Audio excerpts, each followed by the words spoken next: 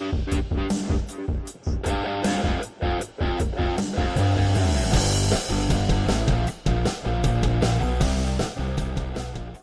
right, hello, Sooner Nation.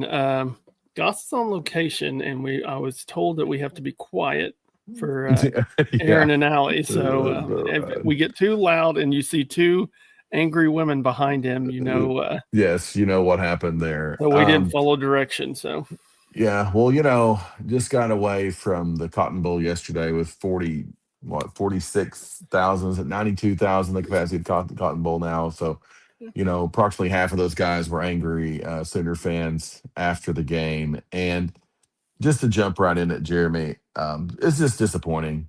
I think that's the biggest thing. And I'm not telling anybody anything they don't know, with the ineptitude 3 out of the last 4 years in the Cotton Bowl. It's disheartening, it's troubling, it's concerning, and all those things it is. But at the same time, I think most people who listen to us probably listen to us because we're not quite as down in the dumps as everybody else is when something goes bad. And if you do listen to us, you heard Jeremy and I both talk about being 5-1 leaving that game. And that's where we are. And while I'm disappointed and excuses are like armpits, everybody has them and they all stink, we do have some reasons why we lost that game yesterday. Yeah. Time management. Time management at the end of the first half was mind-boggling. I don't know what we were doing. And I don't know if that's more on John Mateer or that's more on BV. Honestly, who I think that's on, I think that's on Ben. It's on BV. He's the head coach. But I think this is on Ben Arbuckle because I think we made a really crucial mistake in subbing, and that allowed Texas to slow play the subbing coming in. And I think that was it's just the old Sam Presti, scared money don't make none. We kind of started that drive. We get the ball back. The defense did a good job holding Texas to a field goal there. After we kind of dominated the first half and just had 6 points, Texas gets a good sustained drive, gets the long run from Wisner. And, that's one of those things, that long run doesn't happen if R. Mason just makes the tackle. R. Mason has him in the backfield, doesn't finish the play. We've done a great job of rallying to the ball. We didn't do a great job there. Give up that long run, give up 3 points. But we get the ball back, and we kind of are wanting to, it looks to me like we're just wanting to kind of run the clock out. Then we get a first down. Okay, let's go. Okay, now we're going to kick a field goal. Then it was, maybe let's do this and try to just sneak a touchdown in there. And we weren't decisive. We were a little bit too passive. And then we just made an egregiously bad decision. And I said in our friends group, in our friends chat yesterday, I said this to people sitting by me as well. I do think the end of that second quarter was the biggest part of the game. I really do. Because even though we were ahead at halftime, I don't think anybody on our side of the field felt like we were. No. We just didn't. Honestly, we dominated the first half of the game. And score didn't dictate that. First drive by OU's offense, drive down the field, get a 6, get 3 out of it. And I'm like, okay, Mateer's making throws that probably Hawkins wouldn't make. He was fitting it in some spots, not holding on to the ball. But one thing, and I said this to our friend group today, and it is very glaring to me. I think we got to do stock changes on our offensive coaching staff. I think Arbuckle needs his staff. One thing that Gabe's always said is that the running style that Arbuckle runs doesn't fit Ben Arbuckle's offensive line. I'm like, yeah, because he's got somebody else's offensive line coach. It's not his. Yeah. I understand Bill Bedenbow has produced some great offensive lines, but there's a reason why our guys are getting hurt. They're getting blown off the ball. And what happens when you get blown off the ball? You get rolled up on. How many times are we seeing guys get rolled up on? It's not, to me, it's not just a trend. It is, there's something that's going on to keep this many offensive linemen. Well, we did play with our third string tackle most of that game. And You could argue even our fourth string tackle if you really want to even go that far with it. And it's just against Texas that's gonna bite you. And I'm not sure if I'm there on the getting rid of Bill or not thing, but I definitely have gotten there on the getting rid of or tell DeMarco he needs to go work somewhere else thing. Yeah. Because our running back just makes no sense. It doesn't. I mean, like Xavier Robinson flat doesn't play, and then he's our second back. Is Javante Barnes hurt? Is there something wrong? I mean, because here's the deal. I mean, and I'm not saying Javante Barnes is the answer, but we're essentially an air raid team. This was a concern we had when we hired Arbuckle. It is what it is. We're an air raid team, and we need backs that can block and catch out of the backfield. And everyone would say Javante is our best running back as far as blocking in the backfield. And for him to not play, especially when you're playing your third string tackle, this didn't make a lot of sense. But um, I'm tired of the rotation. I'm not even going to say this is the last time I'm going to utter this word. Jade Knott, and I know a lot of people are mad about the Deion Burks play where he was supposed to go around and block and he just kind of whiffs. I really think Burks took a bad angle there. I do think Ott might have blocked the person, and I do think Burks took a bad angle. But his just low energy, no effort on that swing pass was blocked up, the one they threw to him, and he just drops and don't want to talk about him here anymore. Don't want to hear it. It just makes no sense. There's no rhyme or reason to it. And I do think it's time for a change there for sure. Yeah. And leaving that, or at the end of that game, I said there's two things that worry me. One's obvious: our running game. Not a lack of running game is not going to get you into the playoffs. The other one is that our lack or our inability to get turnovers on the defensive side of the ball. It's wild, isn't it? I I mean, mean, here's the I it's mean, crazy. I just don't get it. But what odds could you have gotten that John Mateer would be sacked 5 times and throw 3 interceptions, and Arch would be sacked 1 time, throw 0 interceptions? I mean, honestly, if you tell me that, I'm probably picking the score to be worse even than it was. Plus, you had on top of that, Texas returned a punt for a touchdown. yeah, We're pretty lucky in the fact that we were in this game yeah, mid late in the fourth quarter. Until the punt returned for a touchdown. We're still in this thing, and it just and there were lots of breaks. Something that isn't talked about a lot. I haven't heard a lot of people talk about is we're down a touchdown. We run 4 plays the entire third quarter. And you can blame the offense on that because they did go 3 and out once, but the defense has to get off the field. yeah. We were just bad on third down right there. Mm-hmm. But anyway, make a long story short, it's fourth quarter, and we've got the ball about the 40-yard line. It's like it's a third and short. We fake the inside run. Mateer keeps it, comes around the left side, gets a big long run down to about the 10-yard line. And Koenig has a stupid holding flag. Yeah, And, that was just a backbreaker. And we never really penetrated again after that. But if you let that happen, we go down there, we drive, we score. I'm not saying guarantee we score, but you put yourself in a good position to score. We actually had some momentum at that point. Then it's a tie football game, and you got a chance to get it back and maybe go win the thing. But we just couldn't get over the hump. Just absolutely could not get over the hump. yeah, And John Mateer was bad. Ben Arbuckle was bad. It's both of their first Red Rivers. It was bad.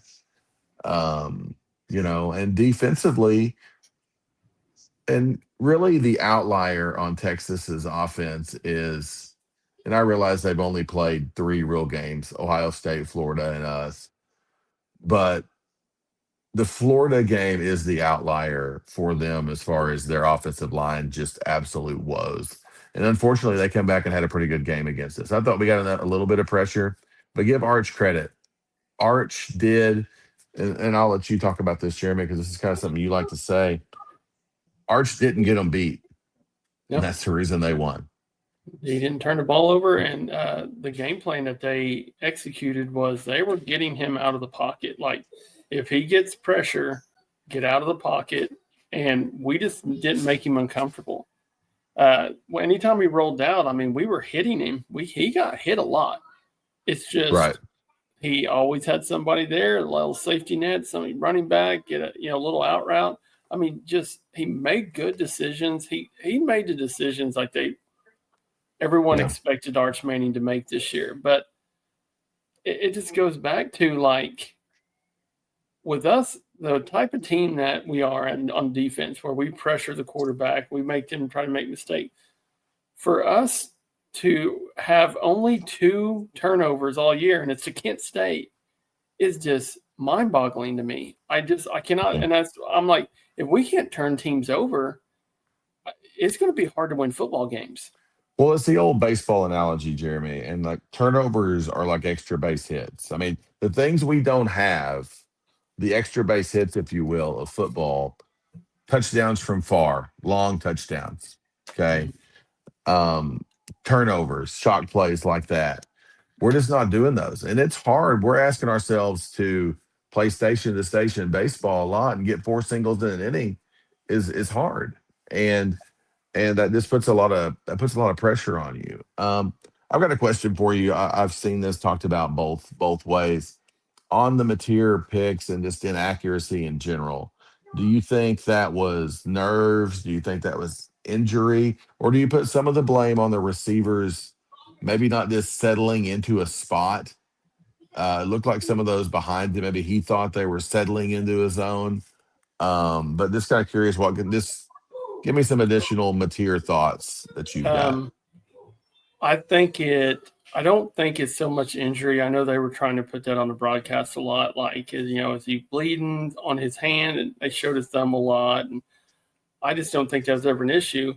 One thing that I look at, and because some of his throws are like, man, bad throws. But then you think, is it bad throws or miscommunication? Like, they look like a team that doesn't have any continuity between the quarterback and receivers. I mean, Yeah. that's really what it is when you've got that relationship, when you've got a receiver that knows where a quarterback's going to put the ball. Or, I mean, look at Baker and Sterling right now. Like, when Baker needs a big throw, a lot of times he goes to Sterling because he knows where Sterling's going to be. When you have that type of relationship, it's just where they're going to be before they're there. And right now, he's throwing to the inside when the guy's going the outside, or he's throwing the outside. Hmm. It's just It's there's out of no. sync. 100%. It's out It of is sync. Hmm. 100%, and he's going to have to develop. I mean, one thing you can take out of this game is, this might bring Mateer back. I mean, I don't know if anybody saw it. Yeah, right. I don't know if anybody saw his look after that game. It's just defeat. Like, just they beat Well, him down. what is it for the season, Jeremy? Is it 6 touchdowns and 5 picks? Is that Yeah. right? Mm-hmm. Is that what it is? I mean, Mm-hmm. and here's the deal, guys. You're never as bad as you are when you lose. You're never as good as you are when you win. The truth is somewhere in between. This is still not a bad football team, Mm-hmm. but the truth of the matter is we haven't scored 30 points against an FBS team. Yeah. Against not FBS, I'm sorry, a Power 4 team. I mean, Mm-hmm. and you look at some of those wins. Now, Auburn had a game and gave it away. How many times has that happened? Auburn had Georgia beat yesterday, but Michigan goes and loses at USC. Michigan's not some powerhouse team. Now, it was a solid win. It was, but we're gonna have to play better going forward. And I still think our whole season's in front of us. I'm not defeated. I'm not telling you that I'm ready to get rid of Brent by any stretch of the imagination. We've recruited well, and winning some of these games has helped our recruiting even more. And I don't think there's a game on our schedule that looks like just an absolute loss. But if you're going to tell me that the effort that we had offensively or defensively for that matter, and especially in the second half, we got beat 20-0 in the second half. That's a butt kicking. Mm-hmm. Um, that's not going to beat Tennessee or Alabama. It's No. not for sure. And it's going to have a hard time beating South Carolina. It's going to have a hard time beating Missouri. It's going to have a hard time beating Ole Miss. And it's going to have a hard time beating LSU. Okay. Yeah. And for us to do what we need to do, we've got to just be better. So I know this is our recap, but before we move on to anything of the future, is there anything else that really stood out to you? Because there's something I saw yesterday I hadn't seen since when Brent first came was and I don't know if you could see this on TV as well, but we had a hard time getting the calls in defensively yesterday. Mhm. Texas snapped the ball a lot with us still moving around, especially the drive late in the second quarter and the first drive in the third quarter. That happened a lot, and that's just inexcusable. We can't have that. Yeah. Period. They've got to be better at that. No, it seemed like a lot of old stuff came about, like the dumb penalties, Hmm. the punt return, special teams kind of breakdown. It just it just felt like we were out of sync the whole game. Offense, defense, the missed tackles. I mean, that's Did one of it? our strong points. You know, there's certain things you pick up watching live. There's certain things you pick up watching on TV live, and this is going to sound silly, but on TV, it looked like we just didn't play with a lot of energy in general. We just looked a little lethargic in person. I mean, we did. We just looked, and uh, someone by me blamed it on the fact, and it was hot yesterday, that we were in the sun the entire side, being the road team, and Texas was in the shade. But I just thought we looked a little just lethargic. I don't know if what that looked like on TV or if anyone said anything about that, but Well, it I just it thought was. the energy Yeah, level was low. It just, I thought it was Texas played desperate. Like this was their mhm. season. I think OU felt like if they were going to go in there and win. I think we kind of can't win in there overconfident, but Texas played as like a team that if they lost, their season was over. Well, here's the deal. It was bad Texas lost to Florida as far as that game's concerned, right? I think we can all Mm-hmm. agree about that. Yeah. Oh, for sure. Um, I was talking to a guy on the train afterwards, a Texas fan, and I was obviously looking kind of disappointed. And this guy was actually a pretty good dude. And matter of fact, he ended up being a principal as well. So it's kind of odd. We were, nerd geeking out about that. But he was just like, man, I went to Florida last week, and like, he's like, man, that's life, having faith in 18 to 22-year-old kids. He's like, we look like absolute dog crap last week. And he was like, and we look like a totally different team today. He's like, why don't you just go ahead and go to South Carolina next week, and I'm sure you'll feel better. And I was like, yeah, well, that'd be great. I'm not, but would love that. Goss is not on location in Columbia, South Carolina. That's not where I'm at. Well, one thing I'll do, and we can put a bow on it, but I I left that thinking, does Venables have a Texas problem? You remember when Mac Brown was getting beat by Yeah, Stoops, and what they used to always say, Mac Brown's got an Oklahoma problem. Well, yeah, Venables, we're to the he point might. now where we can say, this is three out of all three of his losses. We haven't scored a touchdown. I Yeah, mean, let that sink and in. yeah. Well, I mean, here's the deal, Jeremy. And I hate to be a Debbie Downer on this, but I mean, I do think we have a chance to be better next year. I think we got a lot of people coming back. I think we've got a chance to be an improved football team next year. But I think Texas will be better next year too. Mm-hmm. Because I don't think Texas has a bunch of first round guys on offense, and Texas usually does. I Yeah. mean, you can't. I mean, I don't know who Texas is. I mean, Texas is number one receiver, Livingstone or whatever his name is. He wasn't anything special. I don't think any of their backs were anything special. I don't think Arch is. I mean, I think Arch was nice yesterday, but was Arch like better than Quinn Ewers yesterday? No. I mean, Yeah. he was good. He was serviceable. I mean, he was better than Mateer was yesterday, but he didn't look like a guy who was a number one overall pick. But the scary thing is I do think Texas will be better next year. And while I think we will be too, this was kind of a year we needed to get them. Yeah. Not to mention Texas not even playing with their best running back. They Right. ran all over us. I mean, it goes down as everybody always says whoever rushes, leads the rushing game, they win the game. And Texas demolished us in the rushing game. So It's scary because it's like, oh, here's okay. I'm gonna throw this out there because I was waiting on this and we just never really did it. How much misdirection did Florida do against Texas to confuse them? I mean, dang near every play. How much Yeah. misdirection did we do? Mm-mm. I mean, you I had talked to about the watch. motions and all those things, and I Yeah, just didn't see much of it. Mm-mm. I mean, we put no window dressing on a lot of our, like, especially our, like, some of our runs. Like, Yeah. do those fake reverses, get those guys come in motion, like, put their eyes moving a little bit because when you're just going back and handing it to a guy, Texas is going to pin their ears back because we don't have the push. Our offensive line dang sure ain't going to push them. So it's just that was one thing that confused me. And I'm like, okay, we had to watch that Florida game and see what happened, but O- I don't know, maybe not. Okay.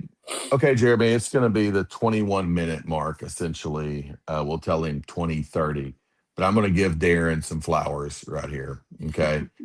And, Darren and Nathan both are much more negative about pretty much all things in football and than I am. But, you know, a lot of the holes and negativity that those guys pointed out that me and you and all of us kind of more positive Sooners have Pete and moaned about, they just kind of came home to roost a little bit yesterday. It doesn't mean that they're fatal forever problems, but Mhm.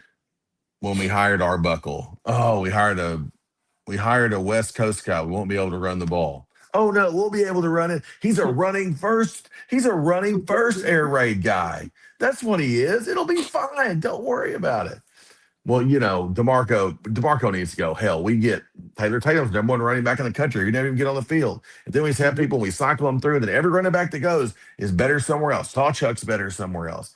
Tall Wee Walker's better, somewhere else. Blah, blah, blah, blah. So that's on DeMarco. He's got to go. And I'm like, guys, you got to understand, like what we're doing offensively is just different. And those running backs we've got, we're going to get there. It just takes time. It's a little more complex of what we're trying to do. And the things we're making them do is a little bit harder, but that's going to get there. And, you know, that's, the training staff. And how do we have all these people hurt? Nobody else has all these. Look at Texas's injury list. It had 2 people on it, and ours has 5 out. What's wrong with us? And I'm not meaning all those things are absolute doomsday things, but those are all problems that need to be fixed. They Yeah, just are. they do. I mean, and it goes back to like the offensive line. Our injury list consists of nothing but offensive linemen. Right. But that said, it is. I mean, that's why I said it comes to a point where you're like, okay, this is more than just some crazy bad luck. Like, there's a reason these guys keep getting rolled up on because they can't get any push, and somebody's got to Yeah. get blamed for. Somebody's got to take the blame for it. Bill, I'm sorry. I mean, I appreciate everything he's done for us, but like, I think if you're going to put this much trust in a young OC, I think you should give him the ability to pick his staff on the offensive side of football. I mean, And I mean, something hey, that and hurts. if we're giving flowers to Darren, I will say this. Yeah, it's either Darren or Nathan. I can't remember who said it, but uh, BV is loyal to a fault. No, he is. And He is. there's some of those guys. I mean, he had no problem getting rid of Kale, but Yeah. But okay, but let's go there. I want to go there really quick. Guys, Kill did that to himself. yeah, Okay. He did. He did. That was not the beginning of the curse of the OU offense. He did that to himself.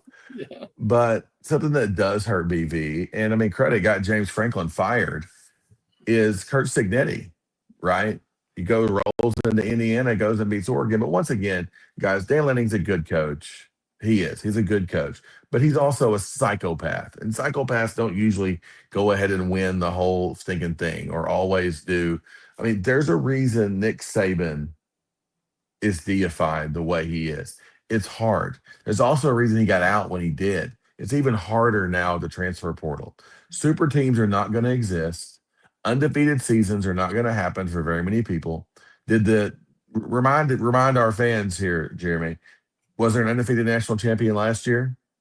oh, There was not. Okay. I don't anticipate there's going to be one this year either. But what we have to do now, this is one of the things I want to flip back on our negative Sooner Nation fans. We lost one game. We lost one game in which we threw 3 picks, we gave up a special teams touchdown, and our quarterback had surgery, 13 days before that? Yeah. Okay. And I think that's at 17 days was when he had surgery. Go win. We're still in the playoff picture. Go win at South Carolina. Come back home, beat Ole Miss the next week. We're right back where we need to be. Ole Miss almost lost to Washington State this last week. Okay. Mm-hmm. Crazy things happen. We just got to refocus, re-energize, and get healthier, get back in sync, and we're going to be fine. Was I frustrated with some things defensively Saturday? Yes. But do we have a good defense? Yes, we do. Okay. Yeah. Is John Mateer going to win the Heisman? Probably not. Okay, no. But is John Mateer still a good quarterback? Would I rather have him than Jackson Arnold? You bet. Is Arbuckle the greatest offensive coordinator of all time? No. But is it an improvement from last year? Yes. Let's keep improving. Let's keep getting better. And let's go win Saturday. That's where I'm at. Yeah, and I can say it better myself. When Indiana beat Oregon, I'm like, that's college football this year. There is no dominant teams. You want to look at a team that's right now trending up, look at A&M. A&M's. But even that game, that wasn't a dominating game. It wasn't. Florida's right in the middle of that game. So there's no dominant teams. No dominant teams. Not at all. Any other final Red River thoughts, Jeremy, before we close up? No. The only thing I'll say is John Blake was able to coach OU for a long time because, or not a long time, but able to coach longer than he probably should because he beat Texas and he beat OSU. Okay. I thought you were going to say something else there, Jeremy. You thought I was going to bring a dead man back to coach OU?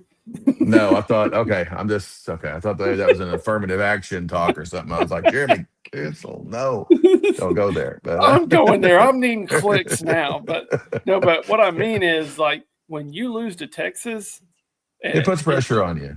It honestly, I used to always say, when you lose to Texas, you lose to OSU, it's like losing 2 games because it hurts the fan base more and people put a more emphasis on those rivalry games. In the end, we played like crap in our biggest game of the year. Yeah, it happens. Like you're the guy you were talking to. These are young kids. You go on a week-to-week basis. That's how it is right now. 1 week, Oregon looks like world beaters. 1 week, Penn State looks like a team that's going to compete for a national championship. Now they have fired their coach. That is how seasons go. But and like John Mateer, we can't sit here and mope. Rally behind him. Go win next week, guys. That's what we got to do. Yeah, doesn't mean we're stupid. Doesn't mean we're saying don't anyone take the tone that I've taken here to say, well, Goss is just accepting mediocrity. I am not. It's Oklahoma. We play for championships. That's who we are. But we can still play for championships. But we got to go win starting Saturday. Yeah. All right, guys. Centercast@gmail.com. I'll still answer it, right, even though Goss is on location here. We got quite a bit of interaction this last week. We'll hopefully have some more this week. But again, thanks, everybody. Yes, guys. Get on YouTube. Subscribe to us. Follow us on Apple and Spotify. Almost at 120. I think we're almost at we were 119, so we added a couple since our last spot. So let's be 125 by the next time we're here. So, Boomer Sooner.